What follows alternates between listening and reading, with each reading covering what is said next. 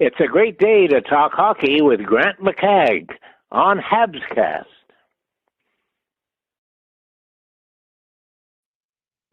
Absolutely, it's a great day to talk hockey. How is everybody tonight? Are we all pumped for the big match in Florida? I'm still reveling over that comeback the other night.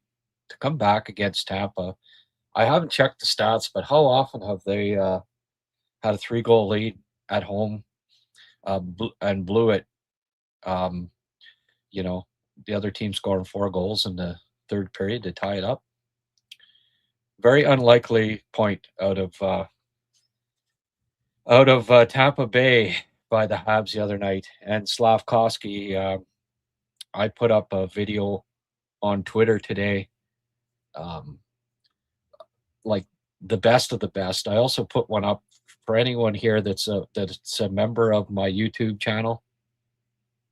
That's also a Patreon, been gifted a Patreon membership, and those who are Patreon members, go have a look at the.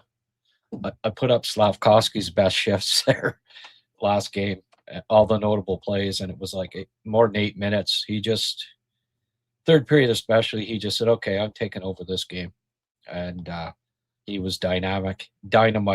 3 points, 8 points in his last 3 games. That line, 18 points in their last 4 games. So they're the de facto first line right now. But as it was as mentioned the other night in the in the broadcast, imagine they need to get the other line, the Suzuki line, going, and hopefully they can get rolling there tonight. Texier is starting the game with Caulfield, Suzuki. Obviously, the captain and line stays together. Balduc, Deno, Anderson, Blais, Valeno, Gallagher, the forward line. Matheson, Dobson, Hudson, Engstrom, who comes in for Jaden Struble. And the third pairing stays the same, Jacki Carrier. Samuel Montembeault starting in nets. Now, that's the big obviously that's the big question mark, right? Give us your opinions here on the live chat. What do you think it was the right call? I mean, they were going to do it at some point, right? They were going to give Montembeault the start at some point. I mean, I'm pulling for him. I hope he does well, but at the same time, I worry about Dobes's mentality. I don't know. Just it seems like it's a little fragile. Like, I think he's the kind of guy that you need to show confidence in, and by sitting him after getting back on track, I mean, it didn't work the last time, right? Like, Dobes played 6 games up until October 28th and won all 6 while sporting a .930 save percentage. He only played twice in the next 19 days for some reason, because the Marty's mindset was the most important thing is to get Montembeault going. Well, what happened with him playing twice in the next 19 days? Well, he went winless in the next 4 and had a 820 save percentage. Well, he got back on track in December here, right? Going 4-2-1 with a .906 save percentage. Why? Because he played 7 games in 19 days, an average of 5 games every 2 weeks. So what have the Habs done? Not played him in 10 days, and who knows when he's going to start. Will it shock anyone if the next time he plays, it goes back to what we saw before? The thing is, like, Dobes is 12-5-3 so far this season, right? A .675 win percentage. 2 teams in the entire league have a win percentage higher than .675. Monty's win percentage, .423. No teams in the NHL have a win percentage is lower than Monty's. So, yes, I get it. The fact that you, they were they're gonna put Monty in at some point. I get that, but just when Dobes is rolling, I don't understand why. You know, okay, now you sit. Well, you know, ride him when he's playing well, because when he does, he's one of the best goalies in the league when he's playing well. Like, I get that Monty last year against Florida, that's the team that put him on waivers. That was the team that drafted him. He seems to come up, plays some of his better games. I think he was 4-0 against like in a 930 save percentage against Florida last year. But that was last year. He was good last year. He was the third best goalie in the league last year. So does it matter that much what he did last year? I mean, if you want to go back to last year, was it not Dobes that got the friggin' team rolling with going into after the Christmas, going into Sunrise and pitching a shutout against the defending Cup champs? That was Dobes. Shutout in his first NHL game in Florida against the defending Cup champs. So, what is this, right? Right after Christmas, and one day later than last year when he played his first game in Florida and pitched a shutout. Like, you can't use Fowler good against Florida last year. Well, safe to say Dobes was good against Florida too. Friggin' shutout in that game. And they don't come back and get a playoff spot last year if not for Dobes. He was outstanding in those games right after Christmas. Got the Canadians back on a roll, and away they went. So what happens tonight if they get shelled? And that's possible. Florida, in Florida, Marchand, Reinhart have been starting to roll. They come off a big game against Tampa. Like, it's just, I don't know. To me, Dobes is he's top 10 in win percentage this year. He got going again. Like I say, last 3 games he was last 3 games he had 2 wins and a tie, I believe it was. So he's going, and here they are saying, well, Marty's back to saying, well, getting Monty going is more important. Getting the 23rd best player on our team this season going is more important than trying to win the game. And I hope this mentality ends soon. I thought it had ended, but clearly they're still, halfway through the year, or just shy of halfway through the year. They're still banking on Monty somehow rediscovering his game and playing a complete 180 from what we saw in the first 35 or first 40 games almost of the season. I mean, it's a good thing if he gets going, but what then if he does get going then? And here's something that I'll pose to my many folks that join me on live chat here as well. What's the move then? It seems like if they had their druthers, just reading the tea leaves, it's Dobes is the third man out, is the odd man out here. He's the guy that they ideally would like to send down to the American Hockey League. Now, we'll see, but I don't know. I just, Monty's sat 10 days or whatever. Okay. But Dobes has done the same thing, right?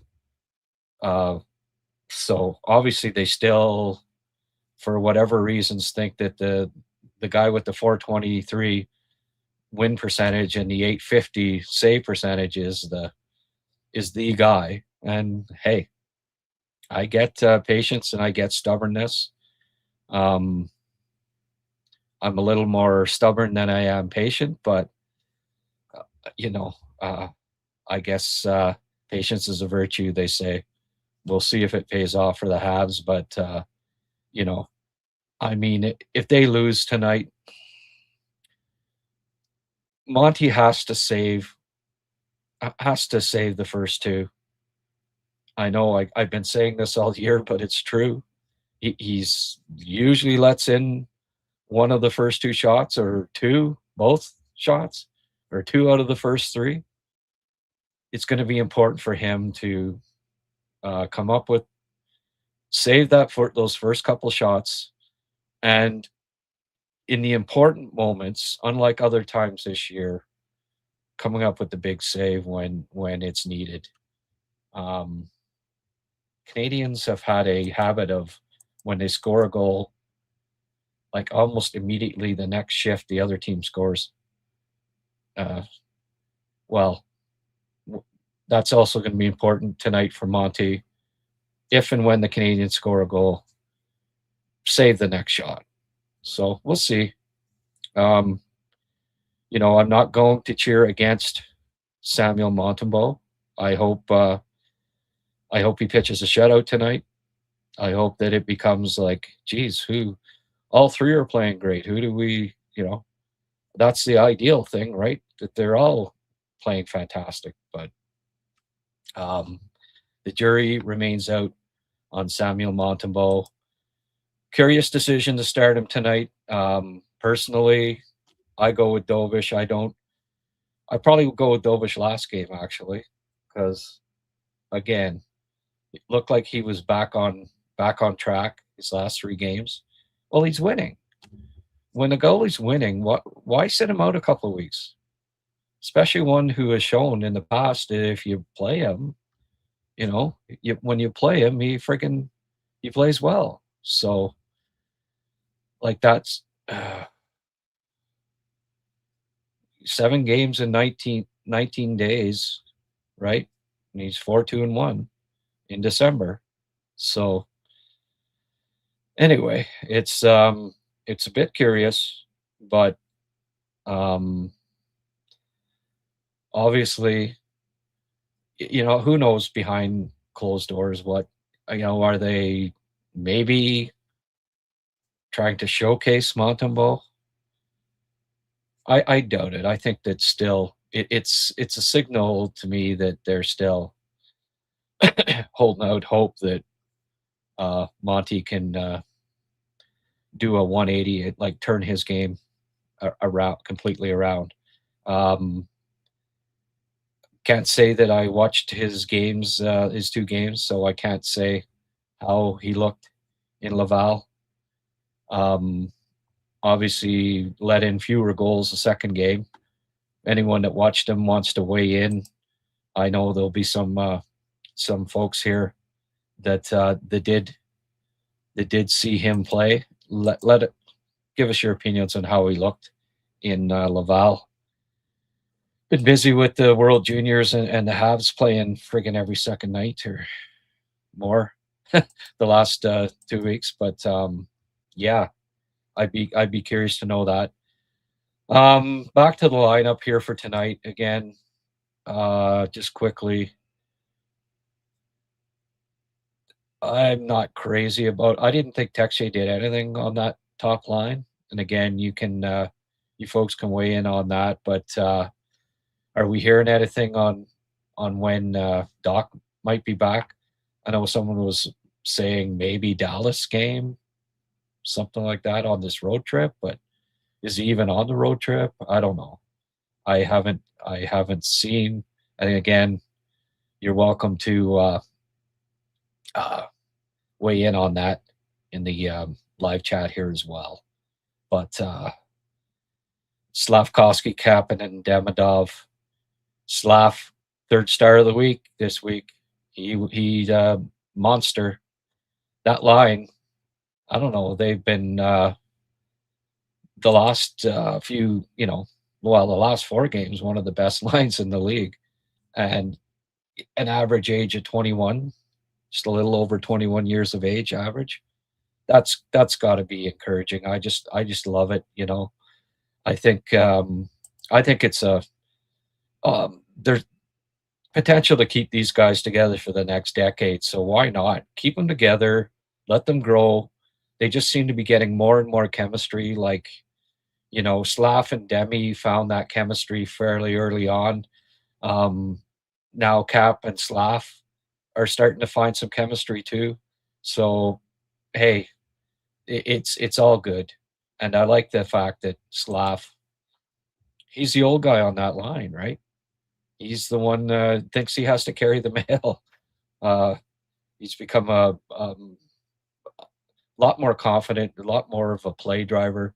He's always had the ability to carry the puck, but he's always deferred. Quick. It's like his first few years, and it's like a lot of young players. You can't just come into the league and have a ton of confidence at 18 years of age. I mean, wow, it's the greatest league in the world, and you're just a kid coming from Liga, you know. So I get it, but also the fact that he played with Caulfield and Suzuki and felt, you had to defer to those guys. Well, on this line, he's the old guy. He's the 4-year vet.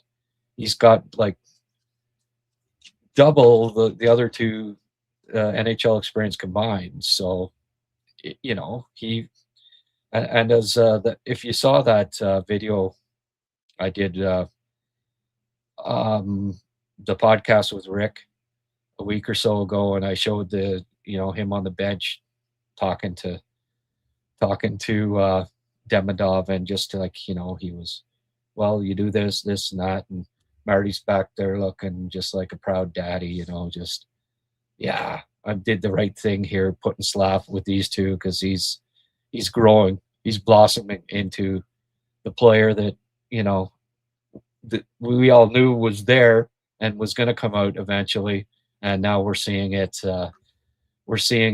Full bore. 18 points in his last 16 games. Could he be a point per game player in the second half here? I don't see why not. What's his nickname? Second half Slav. So if you look at it, if proportionally he is that much better production wise in this second half as he was to this first half, as he was the 2 previous years, he's going to get 100 points this year. But I don't know if that's possible, but the sky's the limit for this kid. The blossoming that we've seen, the improvement that we've seen in his offensive game in the past and his defensive game, he's become he could be on the penalty kill too. It won't be long, I don't think, before Slav's a 20-minute plus player a game, because he's just, when he's out there now, he's making a difference at all three zones. So it's not long, I don't think, for Slav on the PK, Slav on the obviously he's still on the power play, Slav out at the end of games, Slav starting games, Slav double shifting when they need a spark, Slav's line playing as much or more than the Suzuki line, because right now they're the best line on the team. So absolutely exciting time for us Slav backers. You know that I'm as big a Slav fan as anybody. I was on the Slav train January of his draft year. Absolutely loved him. Thought he was the guy. You know, swore up and down, banged the table, said, no, Slavkovsky, that's the guy. That's who they need to draft. And was so happy when they did pick him, because they needed that big power forward in the top 6. And they got him. and we're seeing it's paying off for the club now. Michael Hage, another couple of points last night. I actually got a didn't add it here yet, but I'll do it right now. I've got a video file of his points from last night. I actually don't mind the fact that, you know, he only got 2 points last night. He's showing up in the big games, right? That's when I want to see 2 points. But here he is setting up McKenna. Those two have found instant chemistry. Look at this pass. That was something. And then of course McKenna with the, I mean, I don't think that was a future NHL goalie or anything like that, but still, you get an idea of the skill of McKenna. But look at this pass, just perfect. Michael Hage has really, really impressed. I think he's been the best. Well, the commentator said, you know, before last game, he's the best Canadian player by far, and I agree with that. And then last game against Denmark, hey, whatever, like Martone and you know, started to produce, and we'll see. You know, we'll see who steps up in the big matches here coming up, right? But I have a feeling that you're gonna. Well, obviously the game New Year's Eve is a big one against Finland, decides first place, and I fully expect Hage to be once again be the best forward on the Canadian team, because he's been so far, as far as I'm concerned. Just quickly look at the scoring leaders here. McKenna leads the way now, 7 points. And then you've got Hage tied with 4 others for second place in scoring with 6 points through 3 games. So 2 points a game. Hey, for your first World Juniors, that's mighty impressive. I don't. Maybe I'm wrong, but I think all the guys ahead of them are playing in their second World Juniors. I believe so. But Cherenko, 5 goals. He's looked pretty impressive. Slovakian kid. He's not hurting his draft stock. Kind of cool that the top 2 guys in points at this point in the tournament are both draft eligible, McKenna and Cherenko. So that's kind of cool. But I'll be catching that game tomorrow night, obviously, and I'll do I imagine I'll do a podcast after the Finland Canada game, New Year's Eve.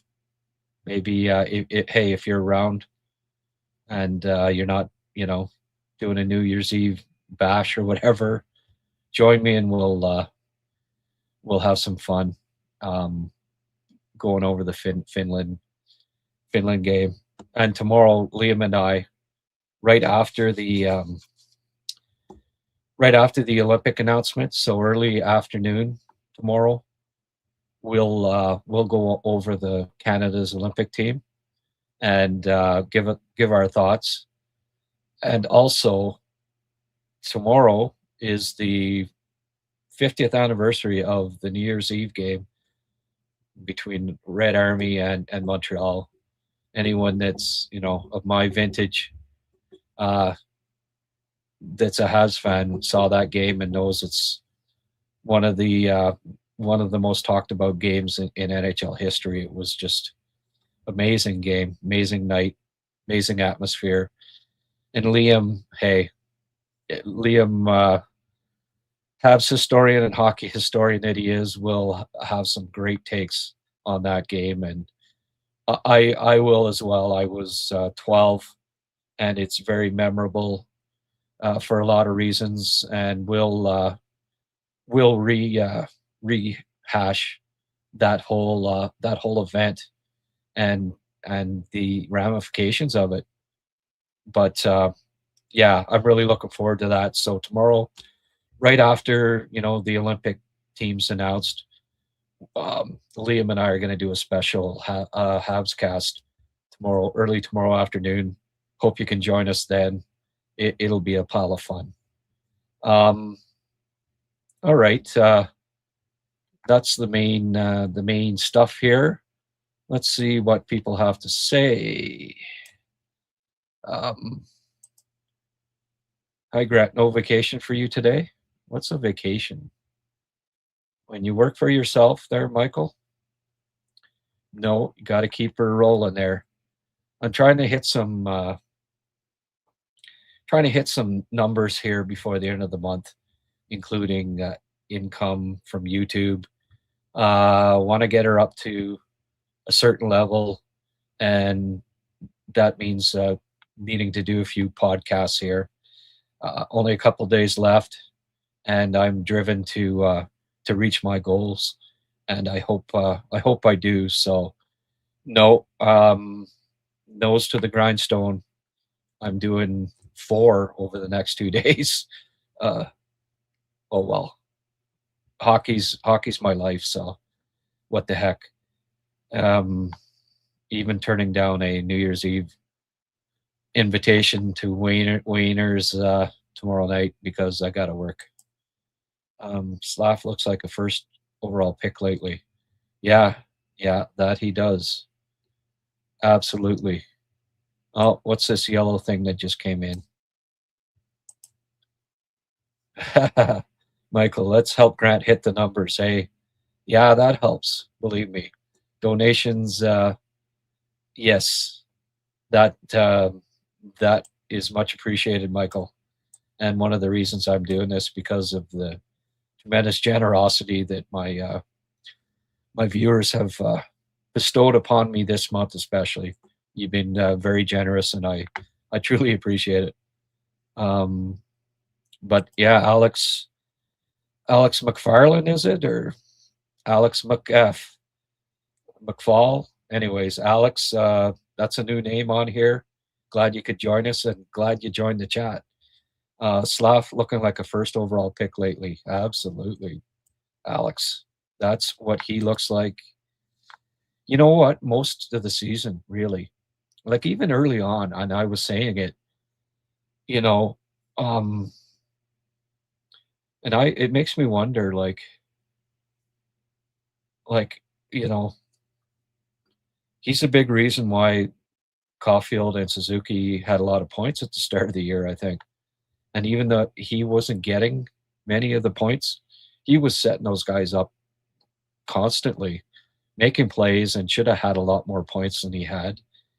And now it's funny with the 2 rooks, he's getting those points. And hey, ultimately, Demidov and Slav are, I mean, they're the top 5 picks, right? And they're supposed to be the best forwards on the team, and certainly the best wingers on the team. And that's quickly coming to fruition.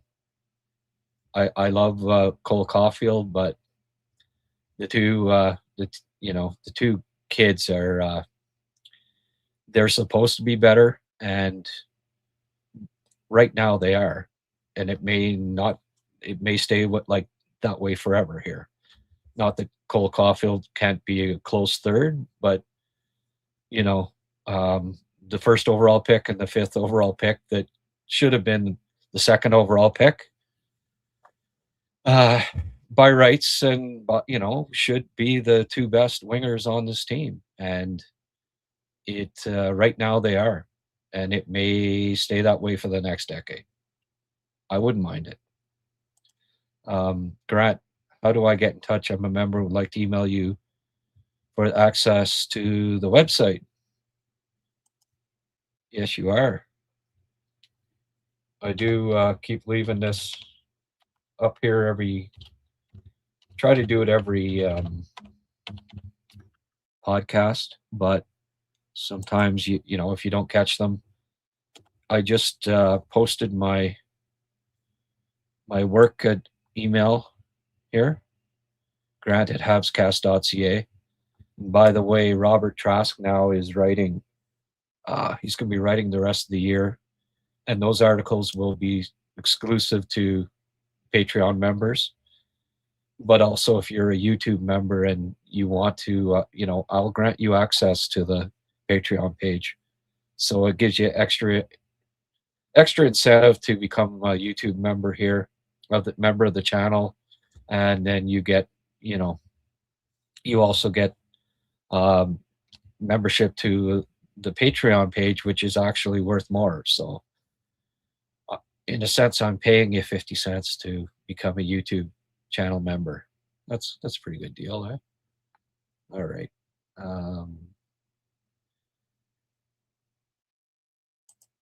Hopefully get Montembeault's revenge. Ooh, Montezuma's first cousin, Montembeault.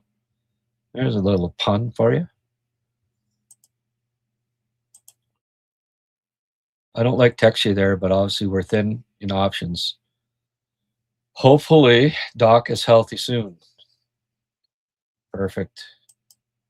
You said that perfectly. Lucky Graziano. Sounds like a mobster, right? If Habs first line can get going tonight and second line continues its solid play, Florida will have their hands full. Well, they should. Without Barkov, they don't really have. I don't think they've got any more talent than the Habs do. Got to play hard. I'd like to see a little more from the third line too. I understand letting Montembeault play against his former team. I still think we've got everything we're going to get out of Sam. Maybe. Any news on Doc yet? Yeah, well, not seeing a lot of news about him. It's a make or break for Monty tonight, no question. I think they give him 2 more chances. I mean, if he's really bad tonight, he may not be in for a while, but they'll probably give him 1 more chance after that. And if he's really bad again, I can't see. I just don't. Unless one of the other guys really goes in the gutter before they, you know, make some kind of decision on Monty. I think it's 2 more opportunities. Hopefully Monty saves the first 5 or so and settles down. Yeah, I'd like him to save the first 20, but 5, you know, I won't be greedy. Save the first 10. I'll be happy.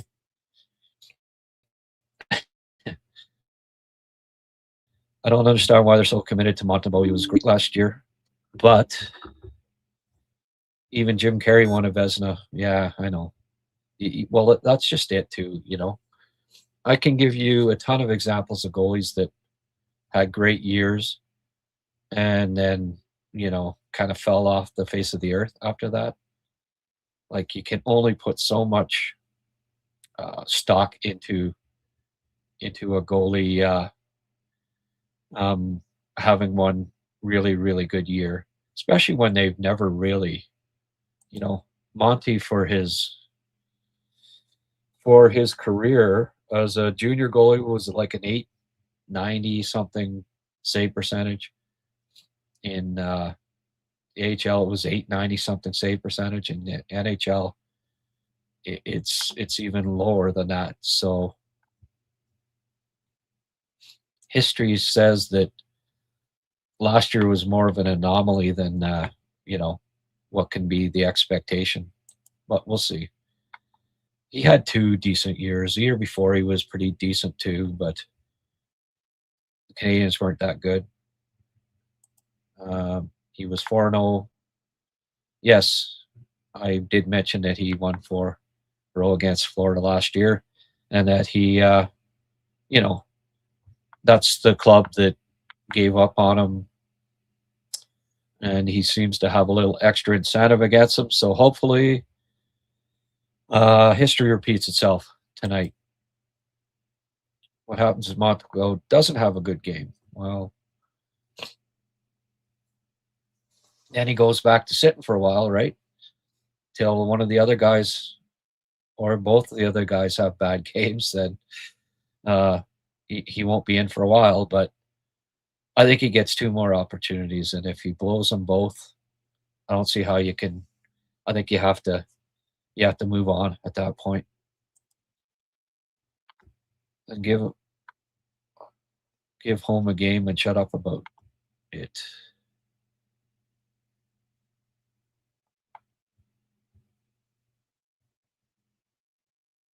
I'm not sure what.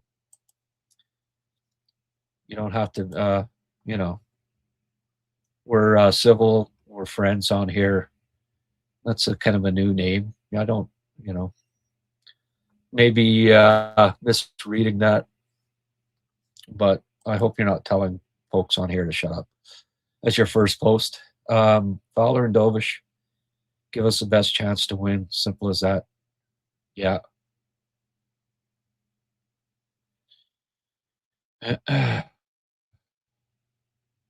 All right. Well, you can leave, buddy. Not like the old days when we needed Price to stand on his head to win. Yeah, exactly. By the way, I don't, we have a good community here, and anyone that's an asshole, they're banned. It's just, I'm not going to, yeah, it's one less viewer, but I'd much rather have harmony here than this turning into a shit show. They're just, it's way too, we've got way too much of a good thing going here for the assholes. That's for the message boards. That's for Twitter. Not going to happen here. So if you want to come on here, be an asshole, you're gone. And I won't be patient with it. So just a warning to other people that think that they can just come on here and think it's like a message board. Well, I've got all power here. You're gone. Boom. So just be warned. You're wasting your time if you do. Do I know who the backup is? Yeah.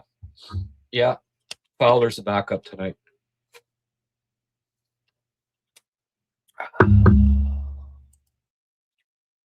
Not like the old days when we needed Price to stand on his head to win. Yeah, for sure. I think Monty has 2 games to rebound, or they have to discuss. A lot to discuss internally. Yeah, Frank. That's what I said, and I'll stick to it. That's my thoughts on it. Give him 2 games. They want to vet with the kids, and above all, never ever lose an asset for nothing. I have been pissed about goal usage from day one. Same mind-boggling logic.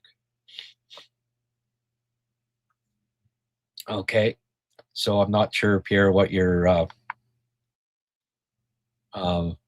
they want to vet with the kids. Okay. So what are you saying is so you agree that the Monty should be here? You agree, or you don't want them to lose him for nothing, but you're pissed from the goalie usage. So what? I'm a little confused by that post, Pierre. Maybe you can expand on it. Nothing on Doc yet. Doc is not with the team. Yeah, well, probably refracted it or something. Knowing him, they're on the road till the 7th. Same sample size on Texier with Nick and Cole. He's just a placeholder. Let's see what he can do. I can live with Monty tonight as long as this is his last call. Okay. If he shits the bed and Hugo does not want to put him on waivers, then please just play the kids. I agree. And so does Sheldon. Hey, Sheldon. Texier is not a first-line player. We need the winger on the second line.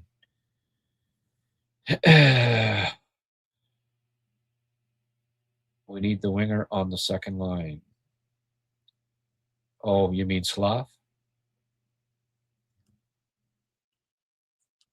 We need the winger on the second line.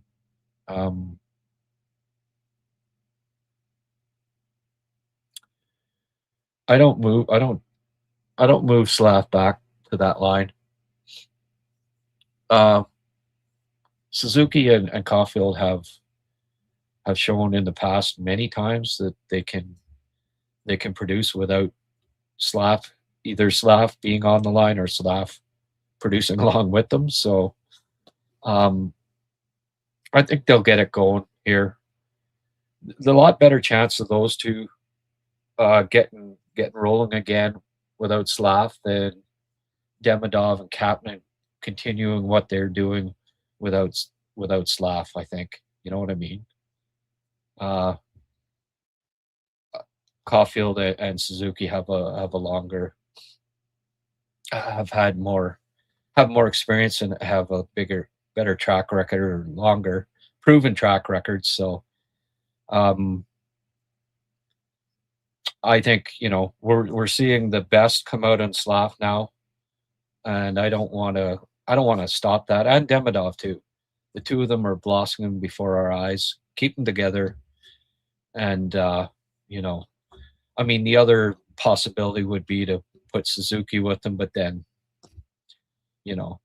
Cappy and Caulfield, who knows if they could find chemistry. Then your second line, then, who's on that line, and do Caulfield and Kapanen find chemistry? So I like duos, and obviously Slav and Demidov have some chemistry there, but also Kapanen, and then Suzuki and Caulfield. They're just like, they're frickin' frack, right? So I'd have tried Anderson, but hey, Texier only got like one game, or not even a full game with those two. So again, patience is a virtue, and let's give it a bit of time here and see if Texier can maybe get something going with those two. But it certainly wouldn't be my first choice. The Slav moves was probably best for his development. Yeah, I think so. Hopefully Suzuki will do with Bolduc what he did with Slafkovsky. Yeah. Thing is, Texier is playing with those guys, so Slav is a leader archetype. Sometimes leaders can't follow. The brain is wired to lead.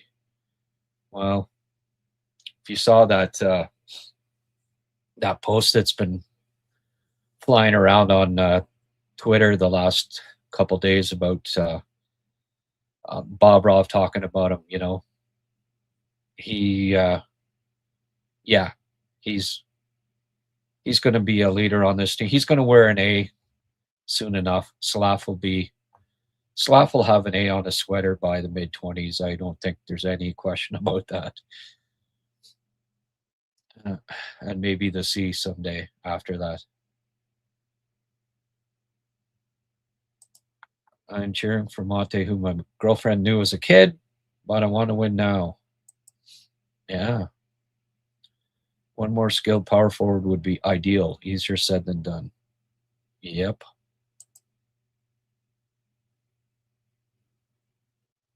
You can see Hage's confidence growing. Yeah. Jarosky had another assist today. So he's been on a roll lately. Glad to see nobody wants to trade Hage in the legacy media anymore.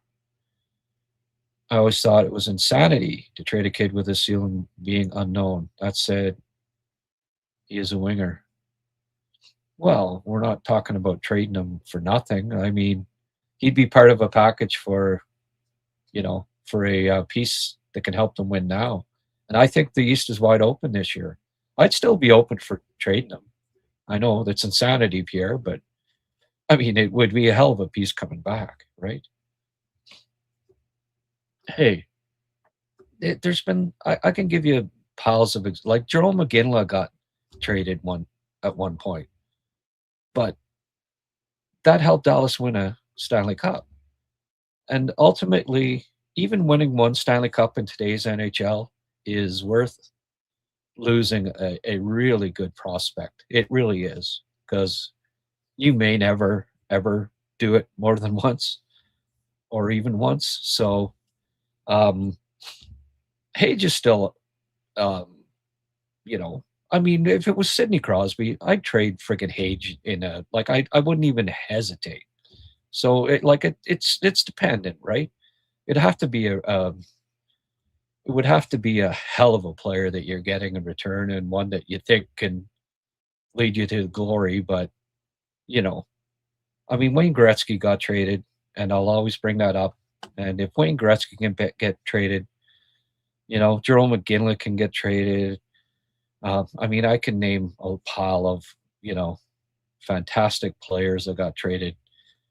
Well, Michael Hage could get traded, long before he's helping you out in the NHL. But yeah, it's got to be a hell of a deal. I mean, we're seeing this kid's potential.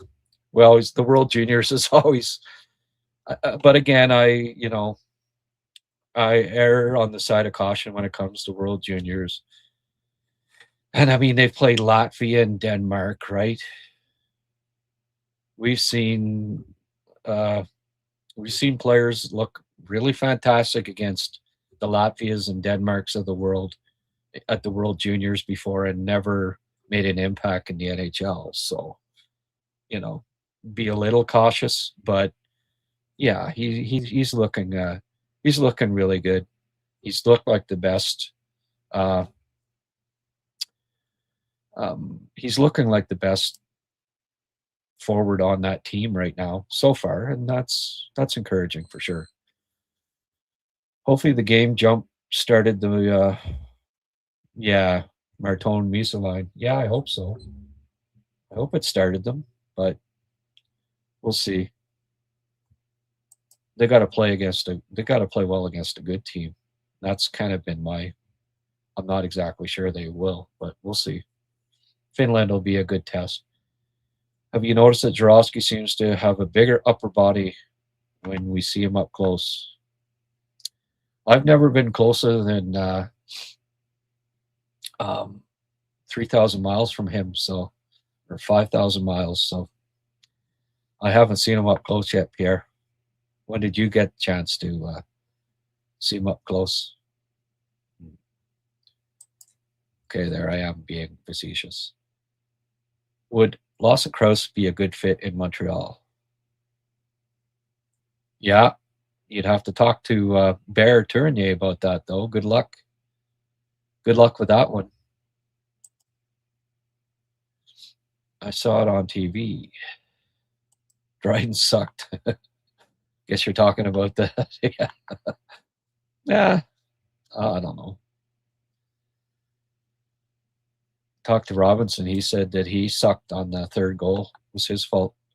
I get the feeling it's going to get done. Slav driving the first line, Demidov exploding. It's obvious that a physical top six winger makes us contenders in the East. Yeah.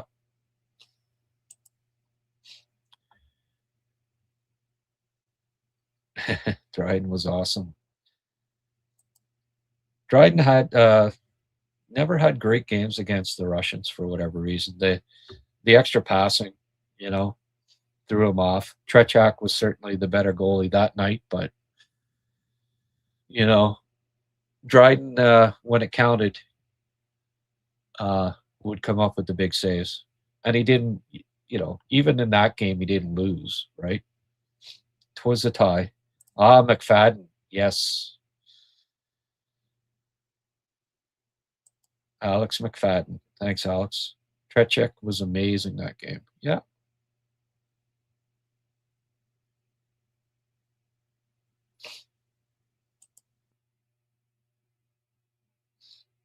What's lacking in the top six? They have a top five and can't duplicate Slav. Yeah. Yeah. Great that you're on. What do you think of the juniors so far? Well, get back to me after they played Finland. You know, Denmark and Latvia, they barely squeaked it out against Latvia. Denmark stayed in it for half the game. I don't know. I haven't been crazy about it so far, but this is when things rev up. I'll let you know next year how I really feel. Did I ever redraft 2022? No, I'm not big on. I say, my rule of thumb is you wait 5 years. So I'm not going to be a hypocrite, turn around like these other, all these young, I don't know, go-getters that do these redrafts after the year after and 2 years after. I find it ridiculous because, it's just, you wait 5 years before you even start to judge a draft class. So I don't turn around that and do an official redraft because in 2 years it'll look fucking silly again anyways. So no, I haven't done a redraft. But right now, today, if you asked me who are the top players from that draft class, I mean, you got Goche, you got Cooley, Slav, Hudson. Those are the four that come to mind as the guys that you would probably pick in the top four. I'm still a big Noah Osland fan, and he's quietly now. He's up to 7 goals. He could end up being the goal scoring leader among rookies this year. Really like Osland. I think that the Sabres stole him at 16 or whatever it was in the draft. Steal. He should have been top 10 all day, in my mind. He's now 7 goals in 27 games, which, he's going to probably, that's 20 goal pace if he played all year. But certainly the top 4 for me at this point would be the guys I mentioned, and then guys coming on like Osland. And then, well, after that, Shane Wright.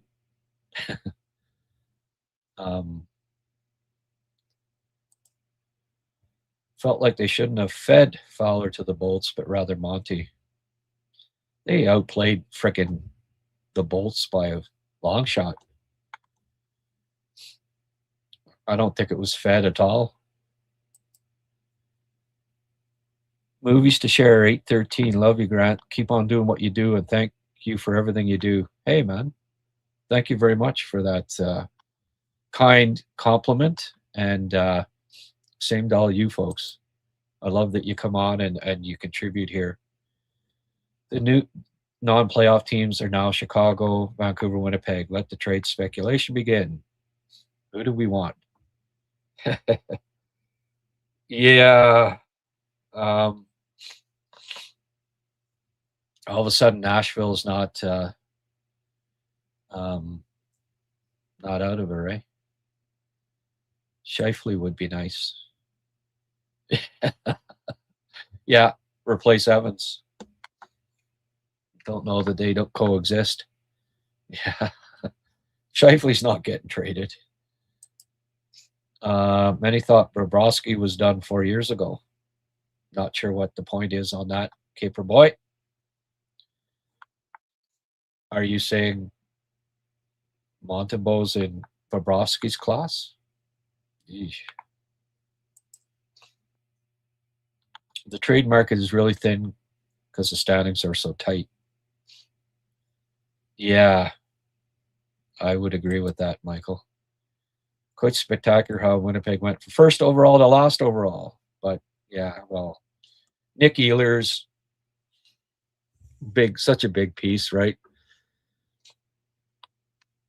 And hey, all it takes is a few bad moves, and after the year after Montreal went to the Cup final, a few bad moves, lose a couple of guys, and all of a sudden they're at the bottom of the standings. The year that they signed like Alsner instead of Markov and a few stupid offseason moves like that, and the Canadians sucked. Schlemko, Alsner, and anyway, you know, all these stopgap disappointing additions, and Taves. They took a gamble on Taves, and it obviously hasn't paid off. Nyquist has sucked. Tanner Pearson. I could have told if Chevy would have called me up and asked me. I said, well, no, you don't. You don't sign Tanner Pearson because he's been done for 3 years. But anyway, they made a few bad. And Mason Appleton. I don't know how you couldn't. How could you not sign that guy? Like, he was such a key part of the third line. It didn't cost you much to re-sign him. He was so important. So you sign him. But they're missing Ehlers and Appleton a whole pile. Oh, Winnipeg shouldn't have let Ehlers go. Yeah, well, just gives you an idea of the importance of your second line, right? Ehlers was the glue on Winnipeg's second line for like a decade, basically. And as soon as that was gone, they have not had a second line all year. They've struggled.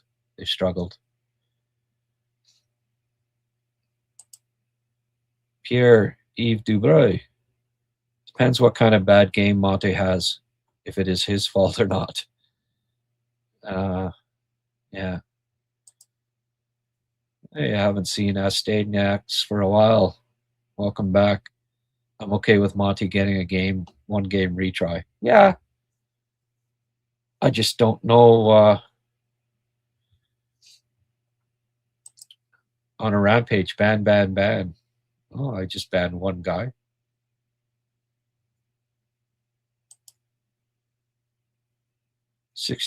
People with different appearances respecting each other and one outlier. He isn't going to ruin it. Yeah, well, that's it. Yeah. No, I'd rather just... You can go somewhere else and spout off. Doesn't have to be here. Can't wait to see Forsberg in the Habs jersey. Oh, that'd be nice. Appreciate your diligence on disrespect. Opinions may differ. Accepted. Yeah, no, I don't mind. Hey, you don't ban somebody for disagreeing. No, I just don't. I don't have time for the caustic. I don't want caustic on here. That's something I'm avoiding. Too old for the. That's for the young, the younger crowd. Don't have the patience for it anymore. Life's too short at my age.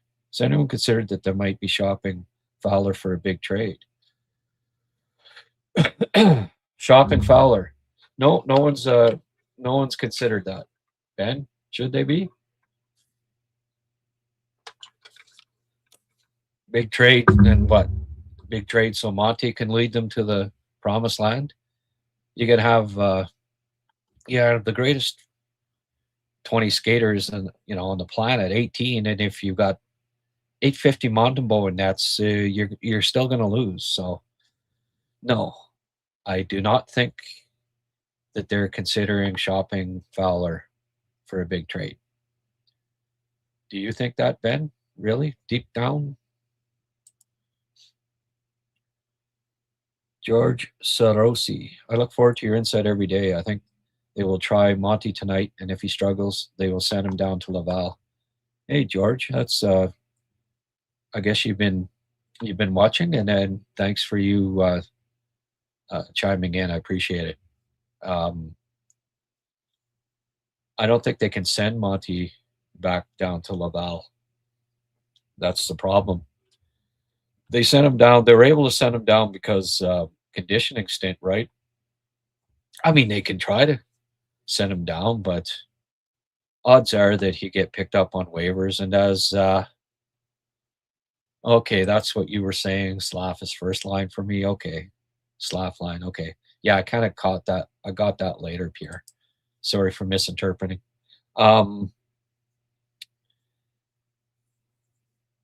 As Pierre said earlier, you probably don't want to lose the asset for nothing, but the thing is, the other two guys can go down, right? So that's their thinking, I believe. They don't want to lose any of the three right now. They still believe in Monty. They're trying to be patient. If he can get his game together, one of the other two can get sent down. And I get that. I mean, it's asset. It's protecting your assets, but you just you can't wait too long. Slap line is first line for me. Yeah, Suzuki line misses a bit of power forward profile. Yeah, yeah. Which is why I suggested maybe you put Josh there for now, but as Pierre says, power forward with hands and IQ, that's not necessarily Josh. Just sweet Charlie Kirk. Yeah, okay. What's the chance Slavkovsky becoming a center? He's already driving play like a center. Because he's a winger. I hope that explains it. You don't convert a freaking kid. You don't convert one of the best power forwards in the league into a center. I think that was, I don't know what where Eric was going with that. It just doesn't make any sense. No.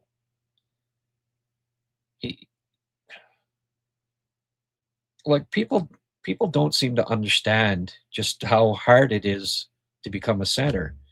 You can't at 21 years of age. Name me the last winger that got at 21 that got converted to a center.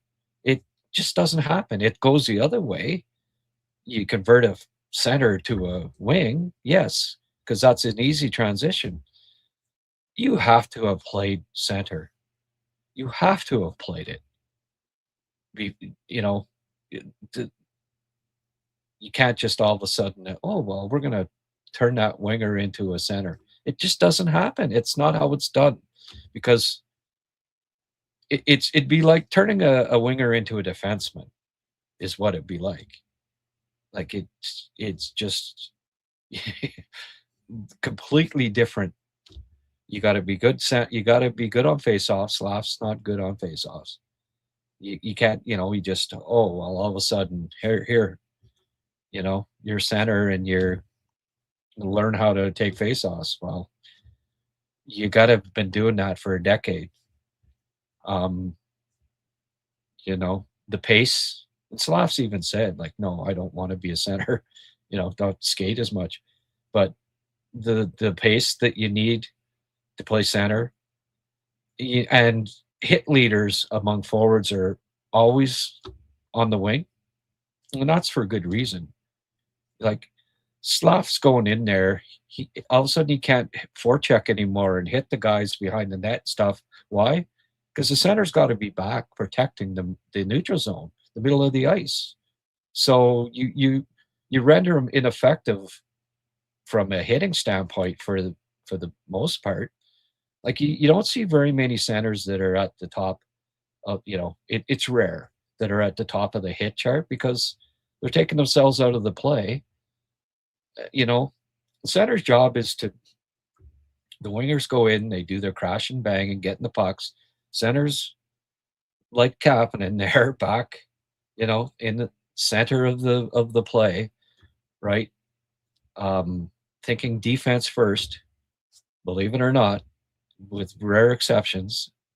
There's only so many Pierre LaRouches in the world, and Pierre LaRouche couldn't get a top two. center spot in Montreal, not under Scotty Bowman, because he didn't think defense first. But no, he's not. Slav is not going to become a center. And let's just, I've been asked that a few times since Eric mentioned it on a podcast, and it's just, I couldn't disagree more that it doesn't make sense. It won't happen because it doesn't happen. And it just, then you're taking away a lot of his strengths, which are, shot blocking, right? As well.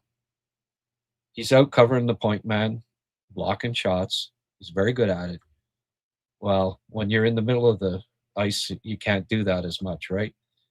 Going to the net, being that net front presence. Again, that's usually a winger because you're deep. And then the puck comes back out. Well, you're too deep and you're not protecting the neutral zone, the center of the ice, because you're too deep. So, no, he's a consummate winger. And if it ain't broke, don't fix it, right? I mean, we saw when they tried to convert Jonathan Drouin from the wing to center. I mean, he had played center before, so there was some experience there, but Slav's even less experienced. He's never played center. Well, you don't at 21 years of age after playing on the wing for 16 years of your life to say, oh, we're going to make you a center. Easier said than done. Trust me on that.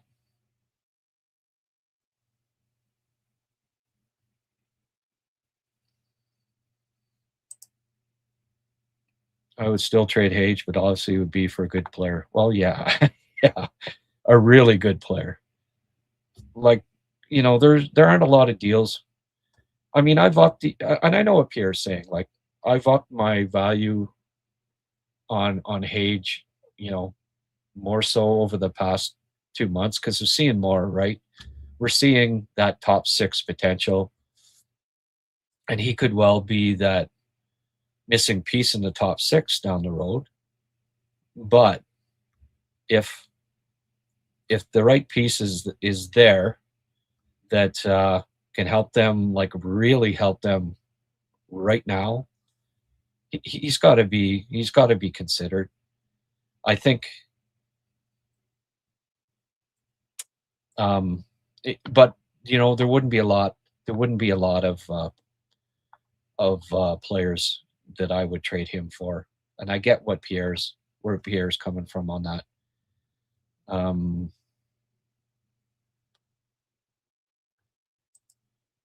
Doesn't hurt to trade Hage when his value is high, though. Well, there's that too, but I would be careful trading a player still developing. Not if you're getting somebody that doesn't have to develop, that you already, that it's going to help you win now. Team that trades for him also has to be careful about getting a player that's developing, because you trade a star for somebody that there's no guarantee will be a star. I mean, it goes 2 ways.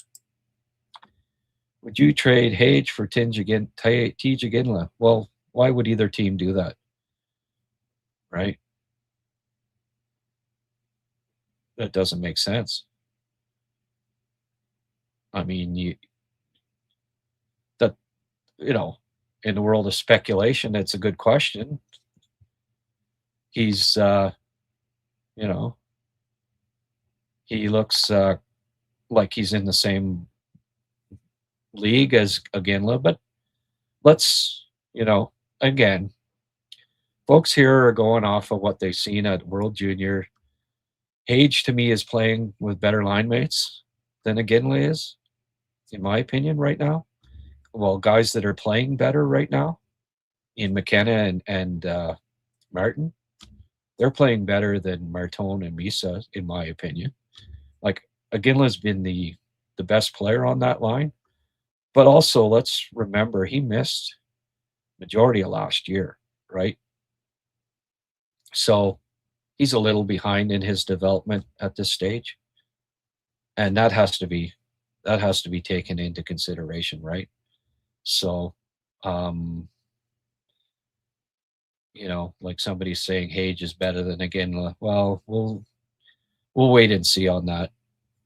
I don't know that I necessarily agree with that, but it's something that it's not.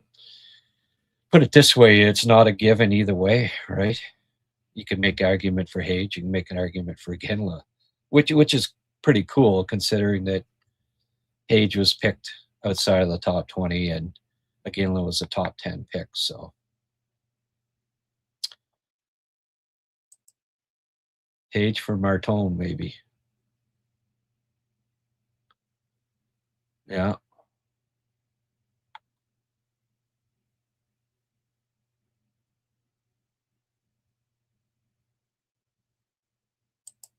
You like your Cooley, eh? I don't know if I'm drinking the Cooley-Aid. You get that one, Bontu? But yeah, I get what, that's a good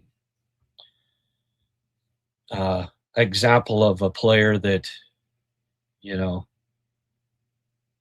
if the team down the road thinks, well, we need that size skill combination in the top 9 that's going to help us at playoff time, blah blah blah, maybe you consider trading a Hage for someone like Will Cooley, but certainly Michael Hage has more offensive skill, I think, at the end of the day than Cooley. So it's an interesting scenario, but Canada versus Denmark looked like 60-minute power play. Denmark were just getting tired running after Canadian player. Yeah, I know it was boring. I didn't bother doing a post game because poor Denmark, man. It was in their end the whole game. Sam Montembeault only had to clean one end of the ice. Jurowski, when I watch footage of him from a closer angle, seems to have larger shoulders. Oh, okay. So with his, yeah, well, presume. I mean, he was 172 pounds, Pierre. You better have put some weight on. But who knows? He might just have big friggin' shoulder pads.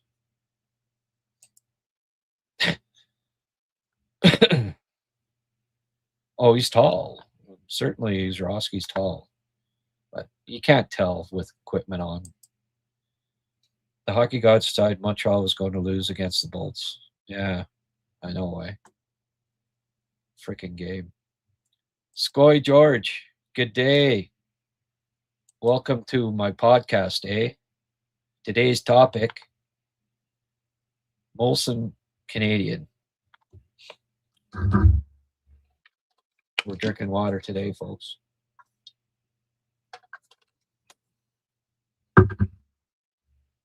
There's Fort George. Good day. James Bay, Fort George. Glad to see you joined us. Grant, where do you think Reinbacher is in his development? Obviously still young, but been a bit rough overall since the draft. Bit rough overall?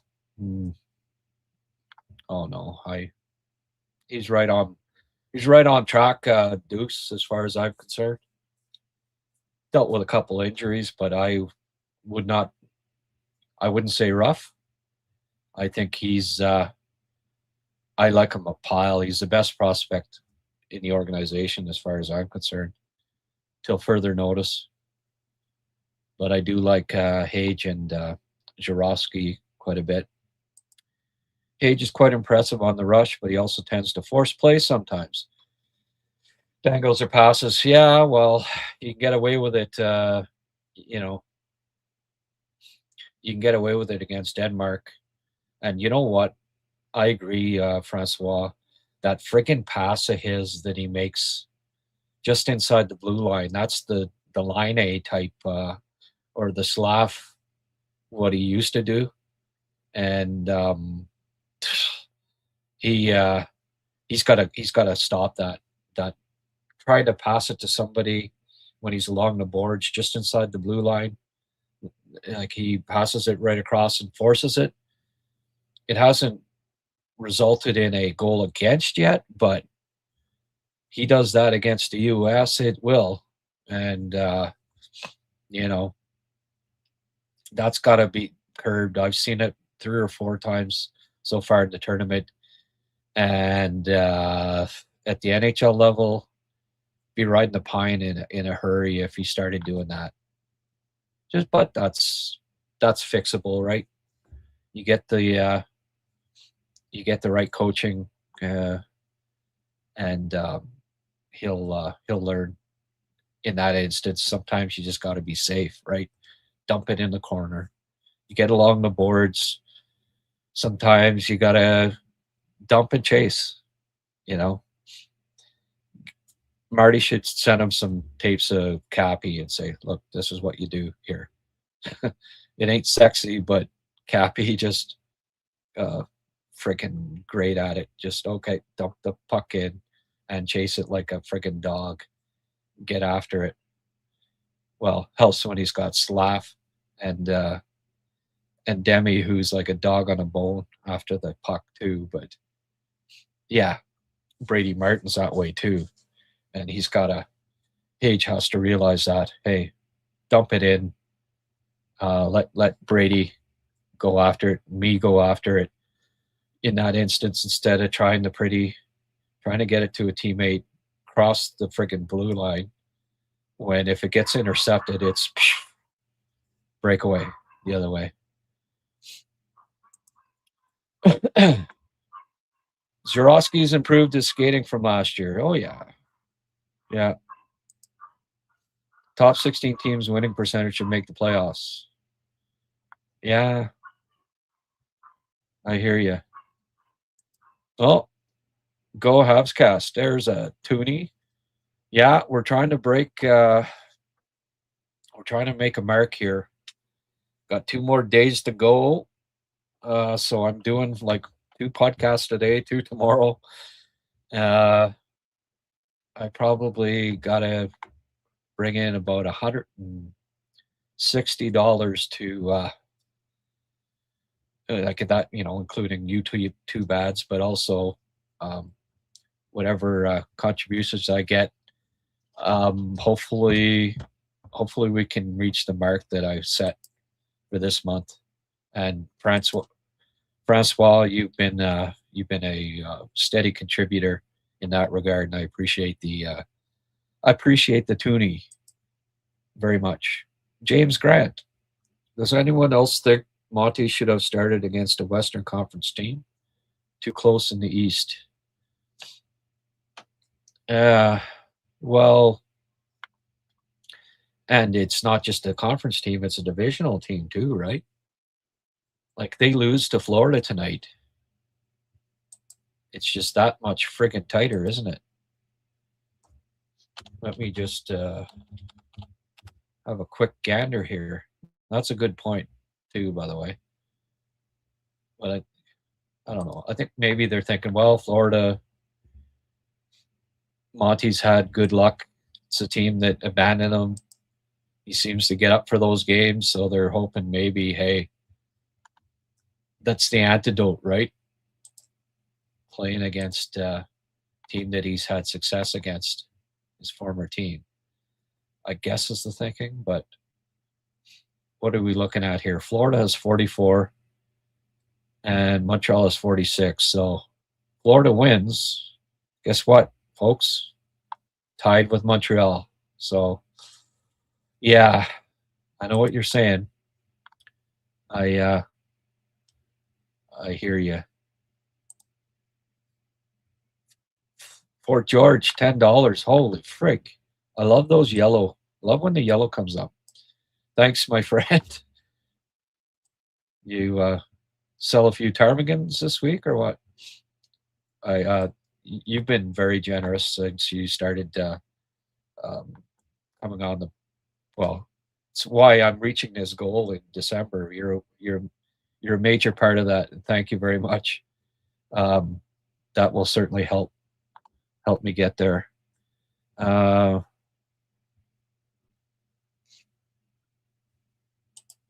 Does anyone else think Monty should have started? Yeah, exactly. Sorry, I just had that. I think letting a goalie on the side for too long is not a good thing. Yeah. Which is why I don't think Dobes should be, as I mentioned at the start, Pierre.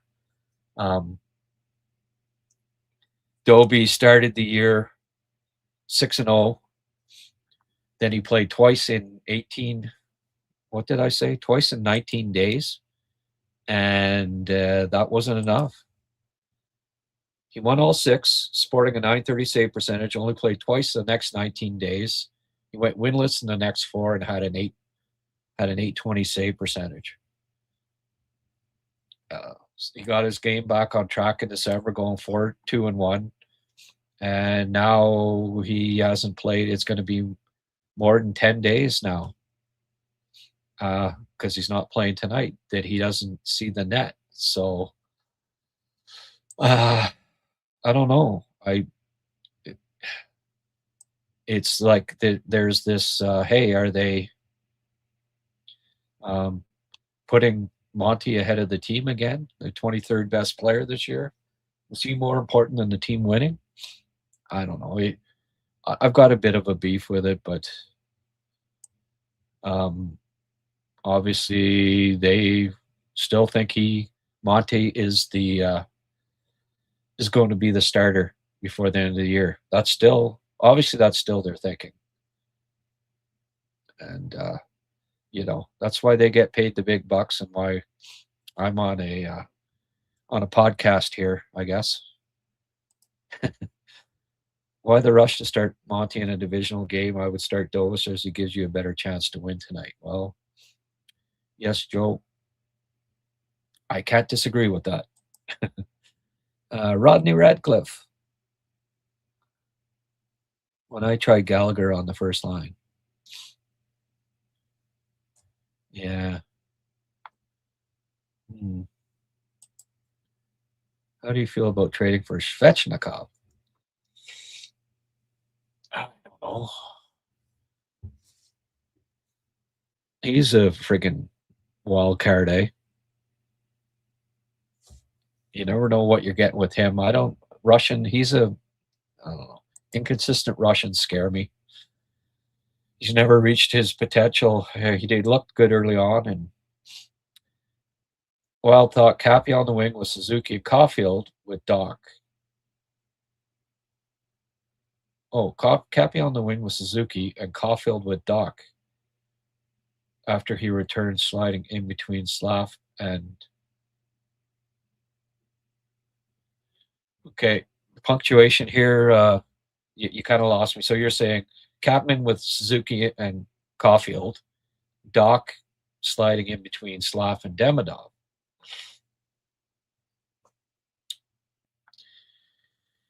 Cappy's a freaking centerman. He's two centers in the last 25 years have regularly penalty killed and led all rookies in goal scoring. 2. That to me is just, and that's what Cappy's doing right now. No, Kapanen is the center all day, and more so than Doc. That line is 18 points in our last 4 games. I'm not breaking them up. Not doing it. Doc isn't as good on faceoffs as Cappy. He isn't as good defensively as Cappy. And those two need a defensive centerman. No, I'm not doing that. Doc goes up to, if he's in the top 6, it's with Suzuki and Caulfield on the wing for me. Halak Alan Dobish. Hey, Maurice. What are you, what's this all about? Would a player like Kirill Marchenko be worth paying for if Columbus begins to slide? Hey, Philip. Yeah, he'd be nice, but again, he's a part of the future for Columbus, and they wouldn't be dealing him. Interesting how the first line switched from Bolduc, who was a shooter hitter, to Texier, who's a passer puck controller. Yeah, that's true. There, it is an interesting trade-off there. Who's the puck retrieval guy on with that trio? That's just Bolduc's not bad on the cycle. When he gets the puck along the boards, he's shown that he's pretty good on the cycle, but I don't know how well he is at getting in there, getting his nose dirty and getting pucks, but maybe he'll surprise.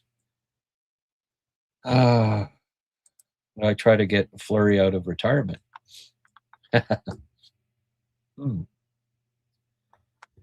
I would if they needed. I don't know. I don't think the goaltending now, so they could have 4 goalies then. Probably not. No. The Habs are rebuilding at the moment. Things are going good so far. They need to make the playoffs. And they keep on progressing. Well said. Do I think Gallagher can get back to the level he was at last year? I don't know. I found it funny that they didn't, Gallagher and Galley and Deneau had great chemistry, right? And back in the day, and Galley they didn't put him with Deneau. I'd like to see him with Deneau and see if it can kind of kickstart him a bit, because those two they worked well together before. I'd try Galley on the with Deneau personally. I would hear Rodney saying they should try him on the first line. Well, I'm not sure about speed wise against first lines anymore for Galley. That'd be my concern. He does seem to have lost a step.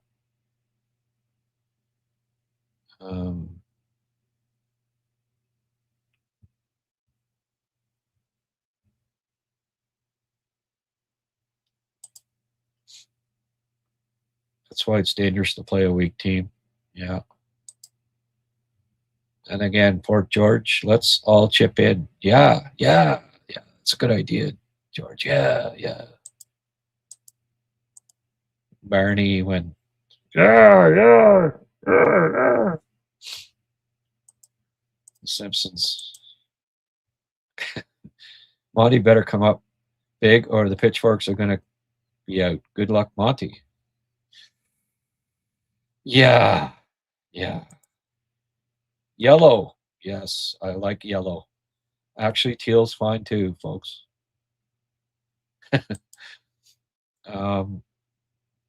Yes, just kidding. Well, a good thing. Since the other podcasts are in so much and repetitive, I've been watching you, Grant. Now you got Liam on. We're all in the same age bracket. Bring in Kid Mercury now. Oh, there you go. Hey, thanks, Carlo.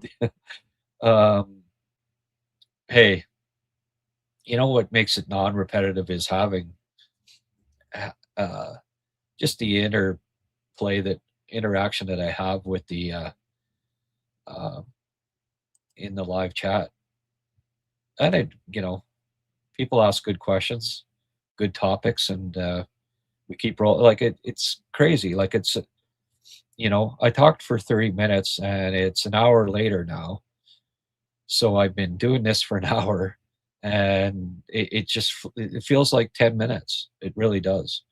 It may not sound the best, I guess, if you're listening, to this audio after or whatever, but when you're doing it, you're in the middle of a live podcast, the time just flies. Like I can't believe we're 90 minutes in here. I have a blast doing this. Pickford hasn't cooled off. Is he on an 8 or 9 match streak with a goal at this point? Yeah, I haven't. Did he play again last night? I didn't see. He was at 7. He was at 7 or 8. It's crazy, absolutely crazy, what he's doing. The other podcasts are so much. I decided to give you a shot and watching, or on so much. I'm watching regularly. Now you have the Wizard Liam on. We don't talk about William Trudeau. He can play at least 15 teams. You know what? I've always liked William Trudeau. Unfortunately, there's a numbers thing on the left side, Montreal, right? Um, yeah, Willie Trudeau is a smart um, hockey player. He's old school type, right? And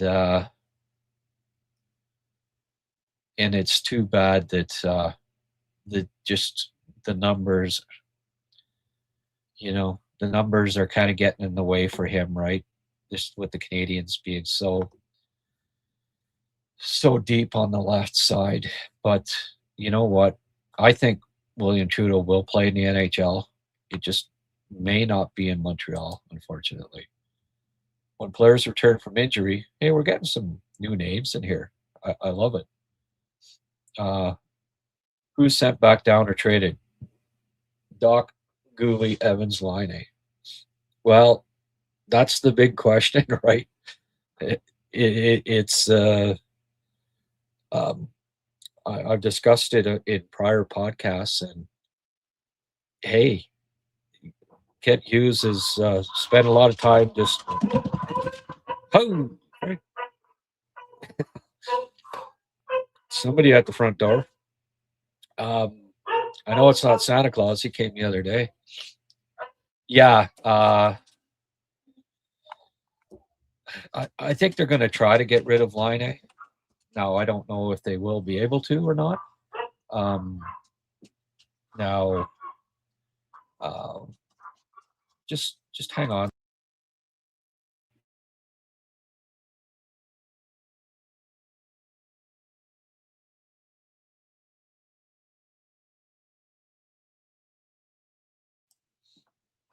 Sorry about that. Something about down here brings out the sniffles. But Line, I think, is going to have to move. Gooley, well, when he comes in, there's going to have to be decisions made on Struble and Jack Eye. I think Jack Eye probably stays because he brings that, that intimidation factor that's seems like every club needs one of those guys in the East these days. Um, so it could be Strubes that is the odd man out on defense here. But Line and Struble seem like the main guys that probably Hughes will be looking to move. Delano will be in trouble. Obviously, they might try to send him down to Laval once the numbers. They'll have too many forwards. Sammy Blais. There may be a better opportunity for him than Valeno. But that's a good question. But Blais probably is in trouble too when everybody's back. Yet, I like the size and the bit of grit that he brings. I mean, if Reinbacher gets a look, then that also opens up the possibility of another defenseman getting moved. Beck gets sent back down. I don't like him. I mean, I don't mind the experience of him being around the club a bit, practicing with the club and stuff, but I still like a young player that age to be playing. And, I hope he's not sitting in the stands too much longer here. But obviously when Doc is back, I guess Beck goes back to Laval. he's not playing now without Doc in the lineup. So, but yeah, good question, and there are going to be some big decisions to be made, and a couple of Kent's going to have to swing a couple deals just to or put guys on waivers, one or the other. Sweat this. That's right. Tommy Habs Myers says we sweat the Panthers last year. Let's make it 5 in a row. I'm all for that. HabsCast, #1 podcast. Hey, with a bullet.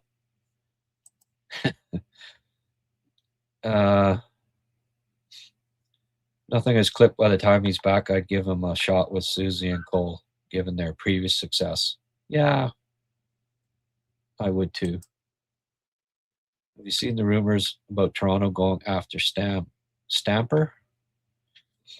I guess that's Stamkos. I have not. No. But there's always those rumors. There's been rumored to be going after Stamkos for quite a while. Blay doesn't have to go through waivers since he was an emergency recall, if I'm not wrong. Well, then he's probably not long for the heavy Tom either. He'll likely be someone that they'll look at sending back down. Okay, I'll go for a little while longer here. See what all the ruckus is about upstairs. I believe they have 30 days or 10 games, something like that. Okay. Emergency situation. I think Habs will keep all players. Injured players will come back, but other players will get injured. Yeah.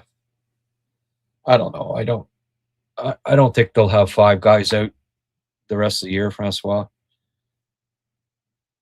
I mean, knock on wood, right? But maybe there'll be a couple of guys out. But I think eventually here, surely they get her down to 2 or 3, and then they'll have decisions to make.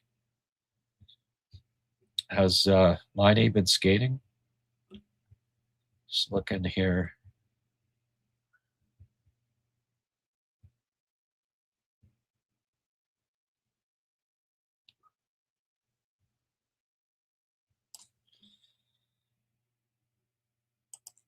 Let's have another quick look.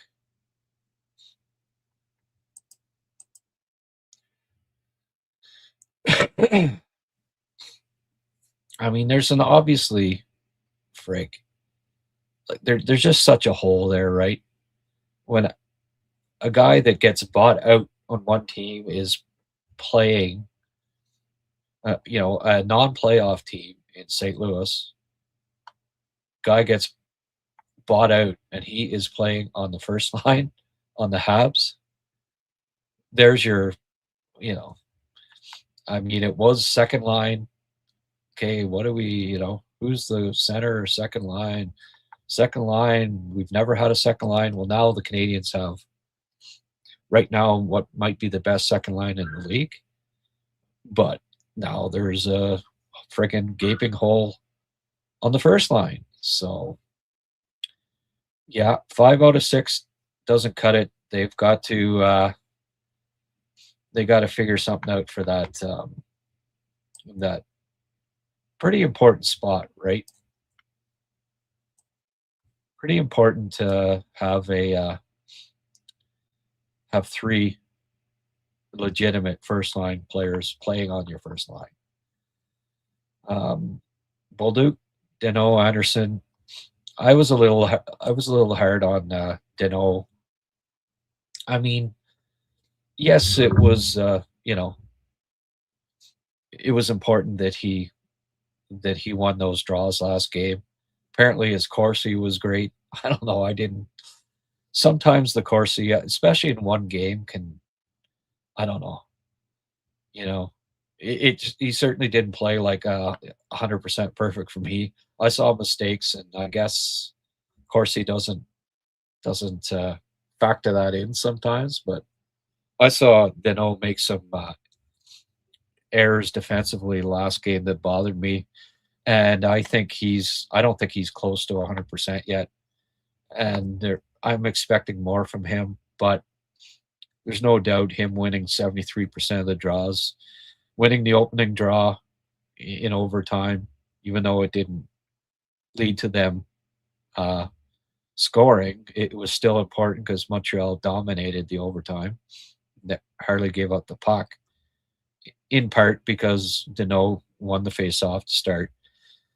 And I mean, I had another look at that. I didn't realize, but I guess Danault, I didn't think that he had won the draw, but on the Slav tying goal, he fell on his ass, and luckily or whatever, he managed to get.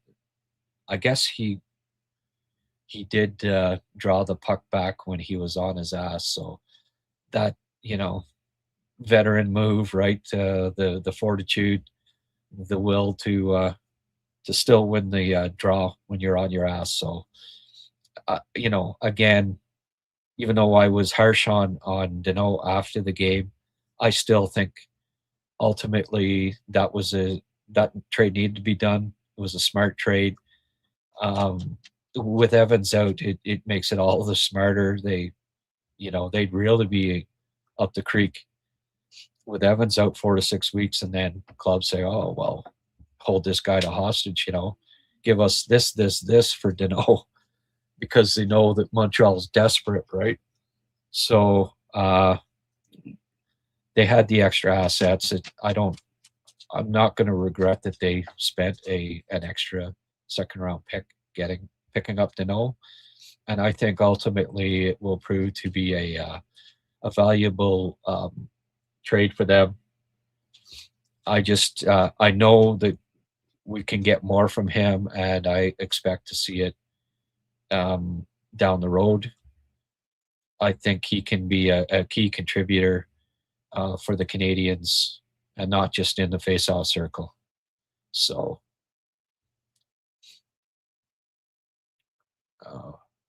there's that. Okay, we've had a few more questions, or a few more. Let's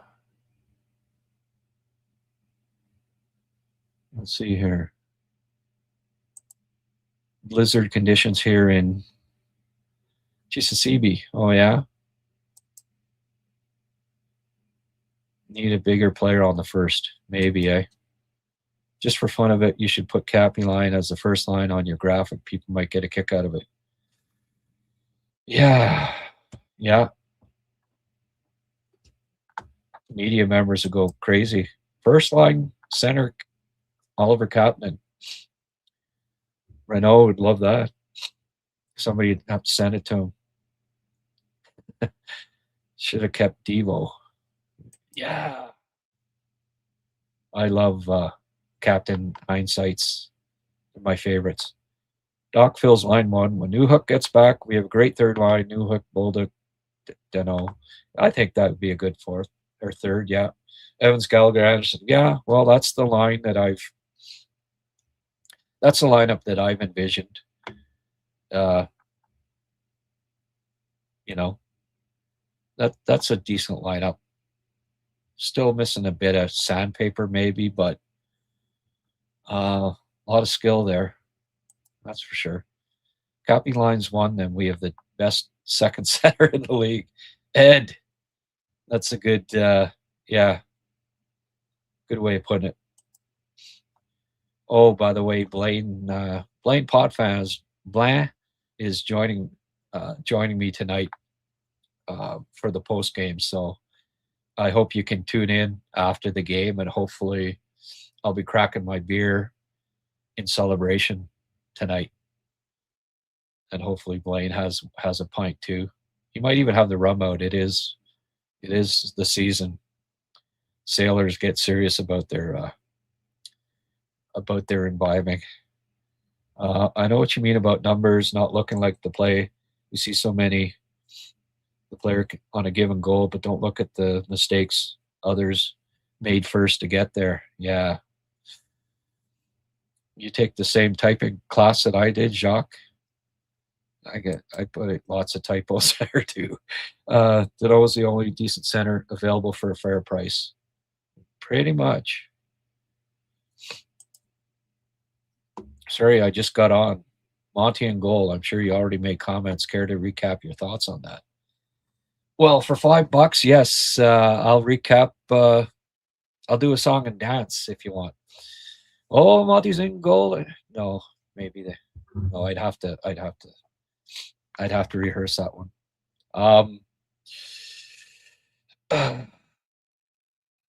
Yeah, recap my thoughts. Well, first of all, thank you for the $5, and you also missed the part where I was saying I'm trying to hit a goal here by December 31st. I think I'm about $100 short, so your contribution just made it like it's probably 95 now. So I appreciate that. I plan on, I'm going to do another podcast tonight. We're going to do 2 more. I'm going to do 2 more tomorrow, including Liam and I are going to do a special a look back at the 76 Canada, Montreal Canadiens against the Red Army New Year's Eve game, which was one of the all-time classics. And Liam will be just, well, Liam is the best when it comes to that kind of stuff. He'll be a must-see. We're going to do it right after the Olympic announcement too, so we'll have reaction on who got picked. And I hope you can join us for a New Year's Eve afternoon podcast tonight. Blaine and I are going to do a podcast after the Habs game, and then tomorrow night after the Finland Canada game. Rock and roll. And as I explained, Mark, you're working. Why am I working so much? I want to hit my December goal, which is pretty cool on YouTube. Hit $1,500, $900 last month. Aiming for 1,500, and I think I'm at like 14. So hope I can do it, and I think just the viewership alone will help over these. But your contributions all month have meant hitting that $1,500 mark, and I also the memberships. It's all been great, and I really thank you for helping build this up to the point where it's almost viable without sponsors. As far as the recap my thoughts on Monty, I think, I mean, I just started Dobes. Dobes started the year strong, right? And as soon as he was sitting because of Monty, he sucked. And I don't think Dobie 4-2-1 in December had his game back, and now he's sitting again. So is he going to suck when he gets back in again? That's my concern. And I think putting Monty over team right now, as they did earlier in the year, is a mistake. But I sort of get it that they want, this is kind of like the last, I believe this is the last hurrah. If Monty doesn't get his game back together this time around, it's not, I think it'll be the last hurrah. And they have to, I guess they got to figure that out, right? Dano is scoring tonight. Mark my words. Oh, geez, I hope so.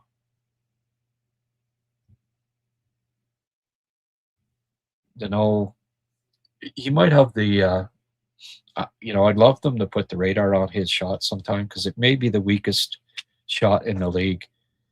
If he does score, it won't be from a heater from the point. That's for sure. But yeah, get his nose dirty. Maybe he's got to get a greasy one, maybe, right? And who knows? He gets that first one. You never know. Maybe he can score 5 or 10 before the end of the year. Well, 5. Deneau's a good fit here. How many chances do you give Monty? At most 2. Like if he's good tonight, then we'll see. But if he's not, I don't think you can give him more than 1 more. And when do you give it? Like I don't know. Like if the other 2, one of them struggles, you give him 1 more. If he sucks, well then I think that's it. 2 more chances he gets. Deneau's a good fit here. Yes. The third line will score first. True story. Go Habs, go. Great show, Mr. McCagg. I hope so. As long as it's our first line that scores first. Oh, Mark. Yeah, 90 now. Thank you. Yeah. I don't know if it's 90 exactly, but something like that. And yeah, you folks are helping. I think we might hit the 1,500 mark. It's looking good. Definitely looking forward tonight. Me too. So you keep Galley in the line over Texier when everybody comes back. Oh yeah. Yeah, with everybody back, then Texier would be the 13th forward, eh? Yeah. It's hard to bench Galley. Part of it's kind of, you know,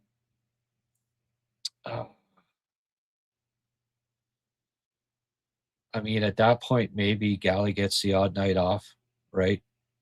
And your 13th guy gets in the odd time for Galley. Although that I would not want to have that conversation because that guy's given his heart and soul to this club for the last 15 years. That's a tough one, but yeah, probably Galley. Galley gets in over Texier. You just that grit, right? They need the grit in the lineup, and Texier is not gritty. And the heart and soul, the leadership, the inspiration of Galley, I think trumps Texier's sporadic flashes of skill for me, but it's not easy. Hey, good teams. You know you're a good team when you got to make hard decisions on who's in the lineup. Did you see that 13 forward have already been current? Suzuki is in. How? What?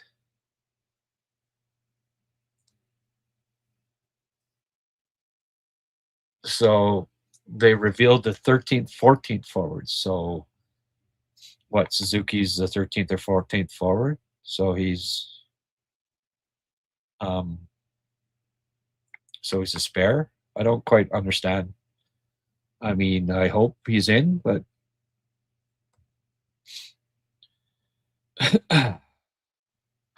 I'm going to after tonight's podcast, I'm going to reveal my Team Canada choices. But thanks, Goat Caulfield, for the info. I think I've got Suzuki on the team. My thumbs are not in sync with my brain. I'm going on 68. Then I said too fast. Yeah, I hear you. I heard that Suzuki's jersey is for sale on Team Canada's website. Good omen. And Elliot Friedman. Well, you work for it, Grant. Well deserved. Thanks. Putting in the hours. I do not donate or subscribe to any other podcast, and you shouldn't. Whatever you do, folks, don't donate to any other podcast. Thanks, Mark. I appreciate it. I thought they would put Monty against St. Louis, but Panthers makes sense. If he does it against them, he's on the right track. Well, history has shown weakest shot in the league, that might fool some goalies. Yeah. Wind up for the big one and knuckleball shot. I hope Danault scores tonight. Wouldn't that be great? This is Monty's last dance. Could be. What would be the ultimate 2C for the Habs? Hage when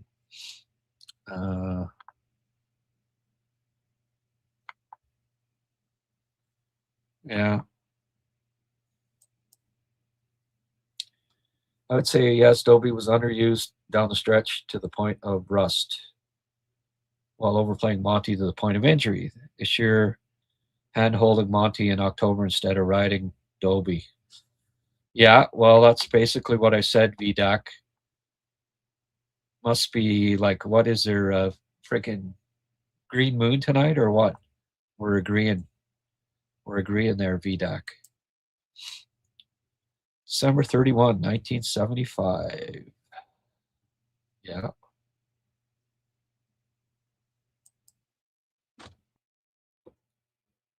Yeah, it wasn't 76, it was 75. Felt like 76. Galley might have to sit. Maybe. It's so hard to sit Galley for all he's done. I think he needs to figure it out himself and retire. That would be the best. I think lost in all this is Galley's point of view. I'm sure he'd be willing to sit out some. Yeah, right. Yeah, no competitive fire in him, eh? He'd have no issue at all. All the blood and sweat and tears. Is it? 5:37. Okay. I guess Chester got fed. I usually feed him at 5. I've gone 2 hours here.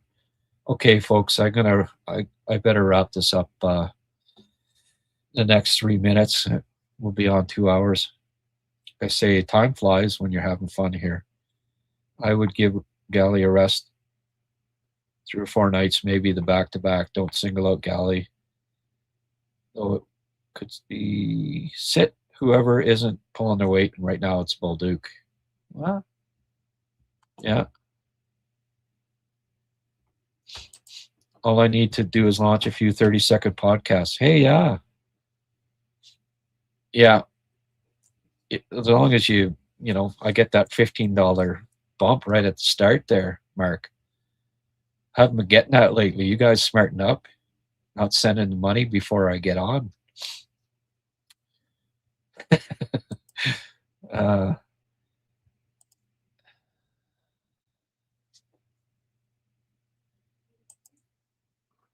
I'd sit Galley. He just can't keep up, it seems. They have to put up what is best for the team.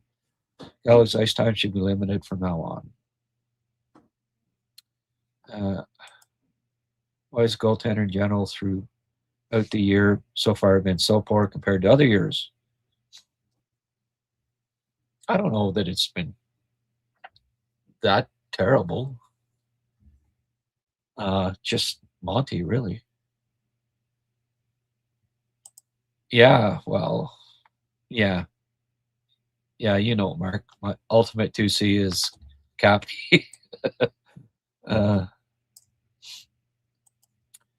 I would overpay to get Ginla. There you go. Graves on waves. Well, don't need another defenseman. The Line A trade also brought us Danault. That's right. When Danault. Monty was bad starting with preseason match not related to compressed schedule in my mind. Graves is on waivers. Pittsburgh might be making another trade even if he clears. Pittsburgh has a lot of cap space. Yeah. Go Habs, go. Well, I agree. Go Habs, go. We're probably, got her whittled down to about $80 to hit my goal here now, folks. So thank you. Thank you for the contributions. Michael, with that yellow, I always love the yellow texts. They're great. Francois, appreciate it. Fort George, of course, yellow country. Mark, well, 2 teals equals a yellow. Thank you for the 2 contributions. I got to go make supper. Sheldon, hey, thanks for the tuning, my friend. That's great. Go, Grant, go. Yes. Get some rest, Grant. Going to be a great show tonight with our win coming. Yeah, Blaine's going to come on with me after, which is great.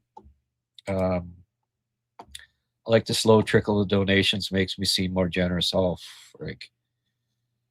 All good. All good. You're a steady contributor, just like Sheldon, just like Francois, Fort George. Thanks, guys. All you guys, appreciate it for the continued support. And because of you folks and a bunch of others, including English friend that I don't think has been back on since, with the 2 donations of $18. Well, it was what, £10 and £10. Ended up being $36. That helped me get, I'm on track here to hit 1,500 for the month. So that's pretty cool. I'm glad about that. It's encouraging. And hey, we'll see you folks tonight, I hope, after the match, and then tomorrow for the Olympic announcement and our special. Liam and I are going to do a special show dedicated to the 75 New Year's Eve game against the Red Army, which was something else. Okay, thanks again, and we'll see you after the game tonight, I hope. Bye for now.